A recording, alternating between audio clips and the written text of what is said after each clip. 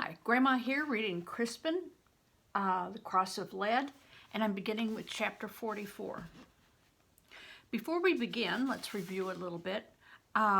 Bear has met with John Ball in the Green Man Inn, and there's something kind of mysterious about John Ball. I get the idea that Widow Daventry does not approve of him.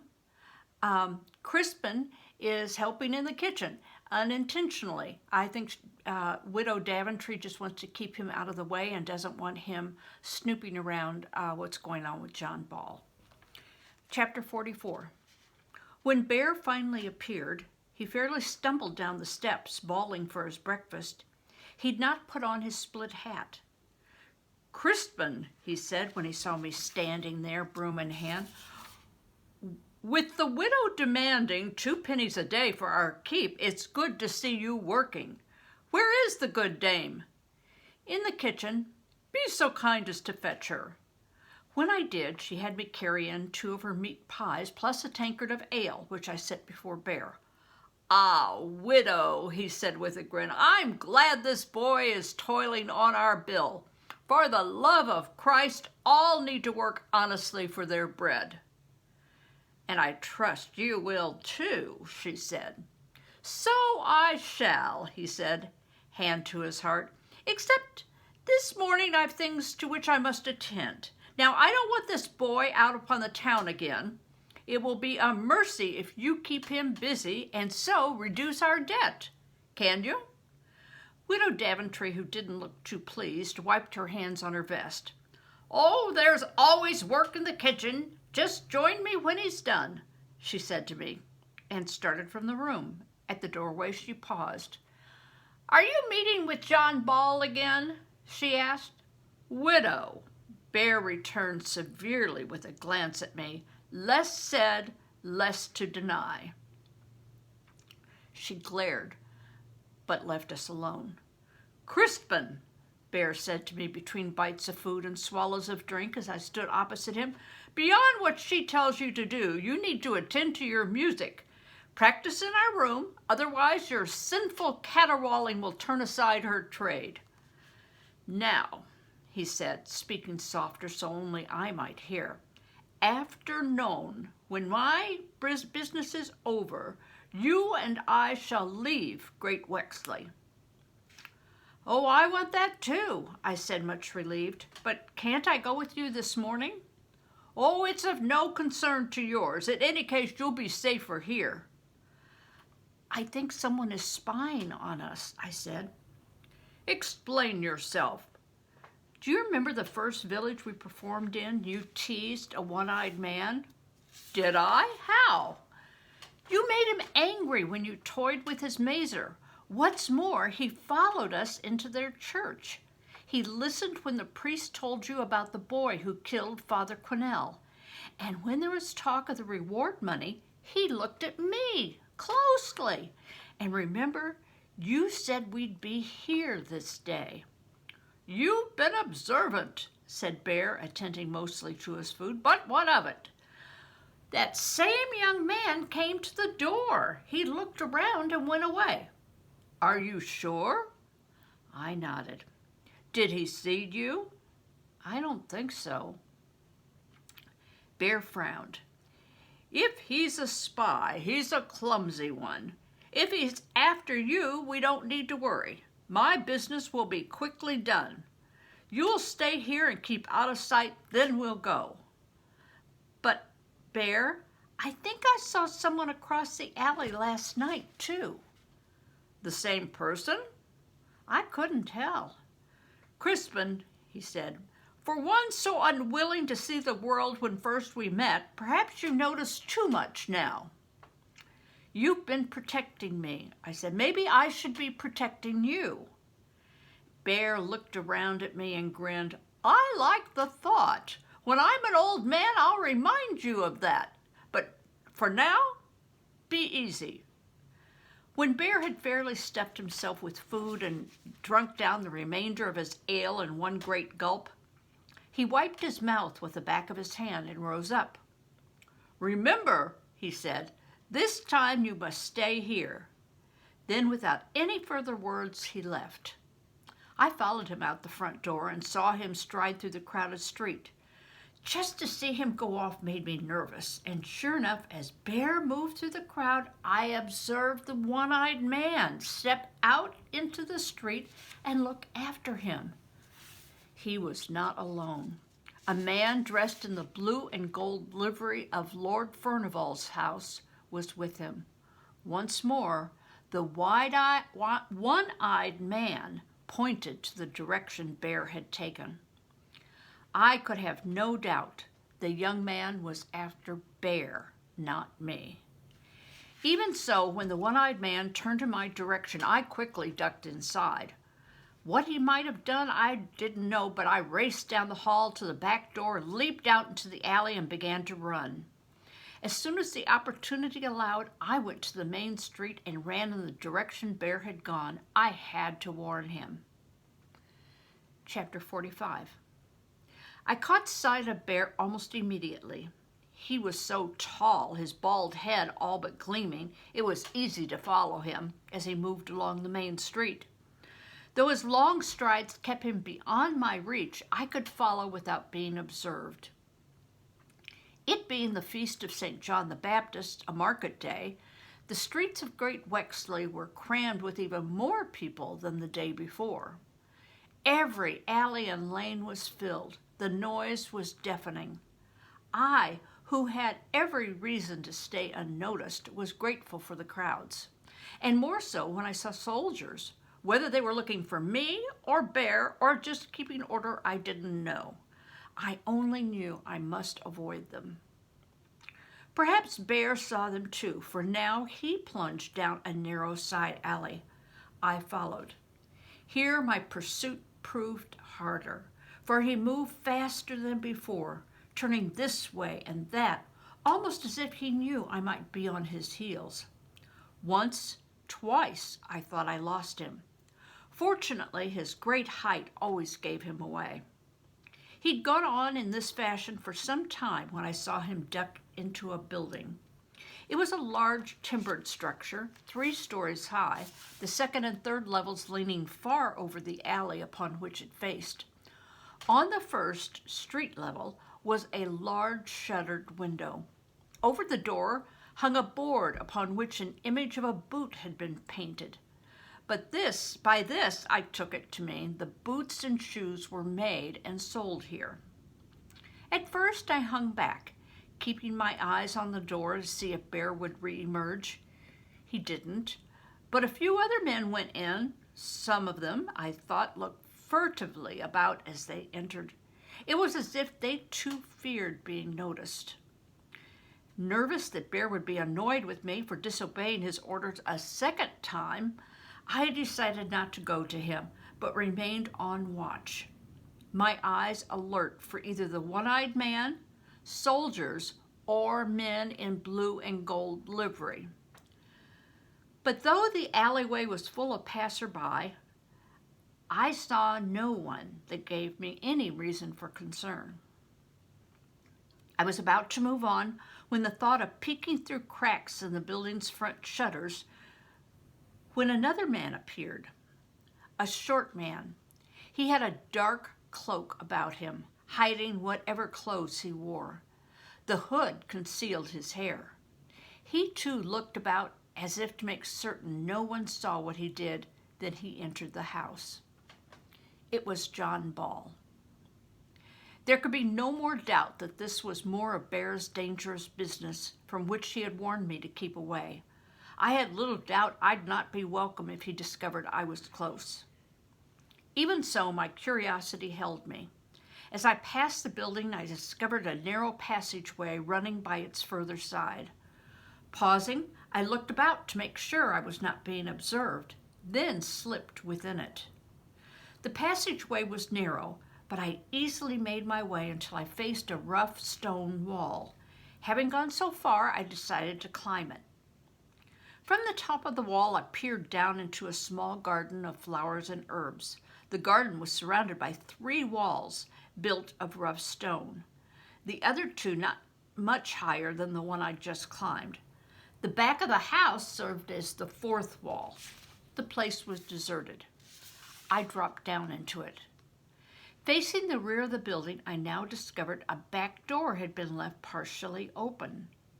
I started to move toward it, only to be arrested by the sound of a passionate voice which said, "That no man or woman either shall be enslaved, but stand free and equal to one another, that all fees, obligations, and manorial rights be abolished immediately, that land must be given freely to all with a rent of no more than 4 pennies per acre per year. Unfair taxes must be abolished. Instead of petty tyrants, all laws shall be made by the consent of a general commons of all true and righteous men. Above all persons, our lawful king shall truly reign, but no privileged or corrupt parliaments or councillors. The church, as it exists, should be allowed to wither. Corrupt priests and bishops must be expelled from our churches. In their place will stand true and holy priests who shall have no wealth or rights above the common man." The more I listened, the more startled I was that I understood what John Ball was saying, that he was in fact describing the way I had lived and how it was wrong, and it could be made right. But as his words went on, I realized too how hazardous this business truly was. Nothing less than rebellion against the realm of England. Backing away from the door, I managed to climb the wall and moved hurriedly along the narrow alleyway toward the street. My intent was to return to the inn, there to await Bear and our departure from Great Wexley. Before stepping from the passage between the buildings, I took the precaution of looking up and down the passageway to see if I was being observed, which is how I spied a group of soldiers coming toward me along the street. They were such as I had seen by the town walls, armor on their chest, rusty metal caps on their heads. Broad swords were in their hands, daggers were at their hips. They were being led by a man who wore a vest of chain mail over a quilted blue jacket. In his hands he carried a crossbow. His helmet bore a crest of blue and gold, but I knew him as John Aycliff. By his side was the one-eyed man. Chapter 46. Hurriedly, I pulled back into the narrow passageway, but peeked out, watching as the soldiers paused. The one-eyed man pointed to the sign of the boot that hung from the building, onto which Bear and John Ball had gone. The moment the building was singled out, I had no doubt as to what John Aycliff was intending. Wasting no time, I plunged down the narrow passage between the buildings, clambered up the wall, slipped down into the garden a second time. This time, however, I didn't pause at the rear door, but yanked it open. I looked in upon a small room filled with benches upon which sat some 7 men, Bear among them. Standing before them was John Ball. "Bear!" I shouted. "Soldiers are coming!" At the sound of my voice, he leaped up and spun about to face me. "Where?" "On the street." Even as I spoke, there was a great crash from the front of the building, the door being broken in. "We are betrayed!" John Ball thundered. "Save yourselves!" There was a wild scramble for the rear door as the men, Bear among them, raced to get out. I had to leap aside so as not to get trampled. Once the men were in the garden, Bear took command. Using his great height and strength, he fairly lifted the men onto the back wall one by one. Once there, they swung their legs over, dropped down, and disappeared. The last to go was John Ball. At the top, the priest hesitated and called, "Bear, don't lose heart. Put your faith in mighty God and me. We'll meet again tonight at the White Stag." Then he too vanished. Bear swung about. "Crispin," he said, holding out his arms. I ran to him. He picked me up and all but flung me to the top of the wall. From there, I looked into the narrow alley in which people were passing, one or two who looked up at me with nothing more than idle curiosity. Farther down the way, turning a corner, I could see John Ball scurrying off. I looked back toward Bear. He had just begun to climb the wall when the soldiers burst out of the house and into the garden. "Go, Crispin!" Bear cried. "Get out of the city! If it's you they want, not me!" I dropped into the alley, but instead of running off, I stood in place. Heart pounding, I strained to listen, trying to guess what was happening on the other side of the wall. What I heard were shouts. "Hold him! Secure him!" Then came the sound of blows. Finally, as though from a greater distance, I heard cries, a scream, more shouts. Then no more. Frantic but hardly knowing what to do, go to the aid of Bear or take care of myself, I hesitated. Guilt and fear engulfed me equally. Unable to abide, not knowing what had happened, I climbed back upon the wall and looked into the garden. It was empty. I swung over it, dropped back down, ran toward the door, and stepped inside. The room where the meeting had taken place was shambles, nor was anyone there. Opposite the door by which I'd entered was another open door. I ran through it only to find greater disarray. Several low work tables had been overturned. Shoes, slippers, and boots in various stages of manufacture lay scattered. I went through another door that led me into the front room of the house. On two trestle tables, shoes and boots were on display, and here a soldier was standing, looking out the broken front door. He turned and saw me. "Halt!" he cried. I spun about and tore back through the rooms I'd entered into the garden. Scrambling over the wall, I made my way along the narrow passageway by the side of the house. Once I reached the street, I hastily looked up and down, saw that it was clear, and ran. Whether or not the soldier came after me, I never knew. All I knew was that Bear had been taken by John Aycliff. It was as I feared. We'd been trapped. Chapter 47.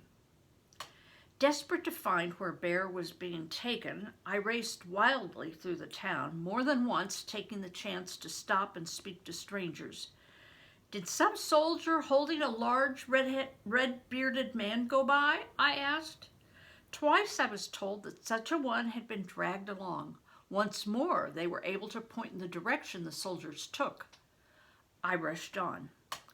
Then, as before, I unexpectedly burst into the great square. Though very crowded, I could see a group of soldiers crossing the far side. People were hastily making way for them. Scrambling forward, I wove and dodged through the crowd, tables, stalls, just in time to see the soldiers with Aycliff drag Bear through the open doors of a large building. It was the building I'd noticed before, the one that stood directly opposite the great church. As soon as the soldiers entered with Bear, the doors swung shut. Armed guards, helmets, weapons bright, their livery blue and gold, took up positions before them. Standing there, I was engulfed by alternating waves of rage and helplessness. That it should come to this. In agony, I made a sign of the cross over my heart and made a prayer for Bear's safety. Yet I had little hope that would bring either comfort or release for my one true friend. If only he had listened to my warning. Then, afraid of being noticed, I stood behind a large man and peeked around him while trying to take measure of where Bear had been brought. "What building is that?"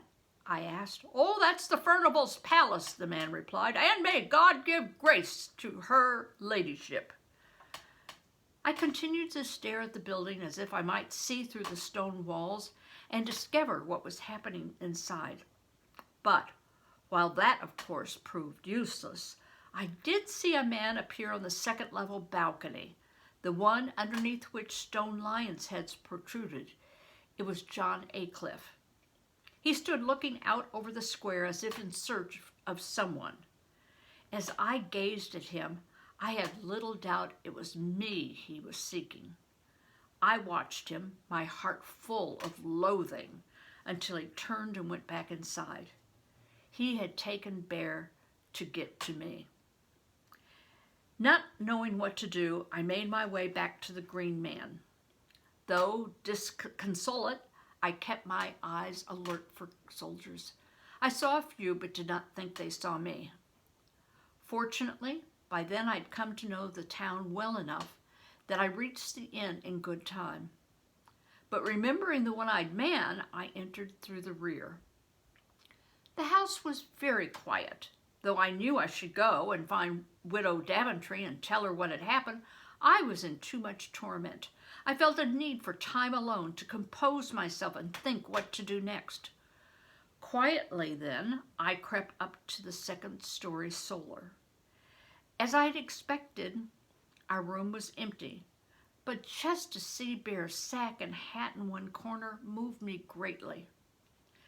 Exhausted, I lay down upon the pallet, my mind churning through a clutter of images, things, and words. Again and again, the main question returned. What would they do to Bear? What should I do? The truth was, I felt paralyzed. In a spate of loneliness, I felt about inside Bear's sack, found his recorder, and played a melody. It was the first one he had taught me, but to hear it brought such sadness I put it away.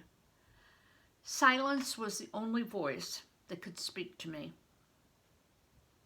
But as I lay there, I don't know for how long, I became aware of commotion. At first it appeared to come from the street. Before I could determine what it was, I heard a crash that shook the entire house.